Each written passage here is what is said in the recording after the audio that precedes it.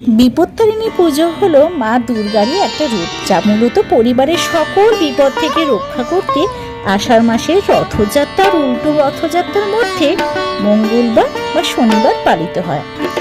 পুজোয় 13টি ফুল, 13টি ফল, 13টি লুচি আর 13টি গিট দেওয়া লাল সুতোর ধাগা পরতে হয়। এই পবিত্র লাল সুতো পরিবারের সদস্যদের হাতে বা গলায় বাঁধা হয়, যা অমঙ্গল থেকে রক্ষা করে বলেই মানুষের বিশ্বাস। ব্রত পালনের জন্য আগের দিন নিরামিষ খেতে হয় আর পুজোর দিন উপবাস রাখতে হয়। পূজা শেষে 13টি লুচি, 13 রকমের ফল খেয়ে উপবাস ভাঙা হয়। এখানে দেখো মা বিপত্তারিণীর আরতি হচ্ছে।